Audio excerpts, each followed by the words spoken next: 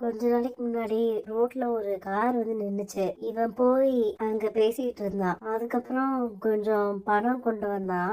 ஏதுடா அந்த பணம்னு கேட்டேன். அதுக்கு அவன் சரியா பதில் சொல்லல. அந்த கார்ல வந்த ஆளு பார்க்க எப்படி இருந்தாங்க? பெரிய இடத்து ஆள் மாதிரி இருந்தாரு. கோட் எல்லாம் போட்டிருந்தாரு. பாதி இங்கிலீஷ், அதுக்கப்புறம் பாதி தமிழ் கலந்து பேசினாருமா. இங்க அஸ்வின் வீட்ல எதுவும் கிடைக்கல சக்தி. இன்னைக்கு நம்ம வீட்ல அந்த பிசினஸ் பேச வந்த அந்த ஆளு, அந்த முகமே காட்டாத தேர்ட் பர்சன், இது எல்லாத்துக்கும் பின்னாடி குணசேகரன் மட்டும் இருக்காருன்னு தோணல எனக்கு. வேற ஏதோ ஒரு விஷயம் இருக்கு. ஐயா, எனக்கு இந்த லெட்டரை யாரு எழுதியிருக்காங்கிற விவரம் தெரியணும். தம்பி, இது நான் எழுதி கொடுத்த லெட்டர்ப்பா.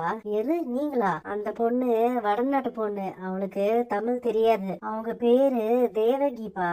அவங்க இப்ப எங்க இருக்காங்கன்னு எனக்கு தெரியலப்பா. ரொம்ப வருஷம் ஆச்சு அவங்கள பார்த்து. அண்ணன், அவன் இந்த ஊர்ல பழைய போஸ்ட் மாஸ்டர் வீட்டுல விசாரிச்சுட்டு போயிருக்கான். அவ்வளவு தூரம் போயிட்டானா? அவனை ஃபாலோ பண்ணிட்டே இரு. என்னவா பிள்ளை இது? என் மகளை நீங்க மொத்தமா கை விட்டுட்டீங்களா?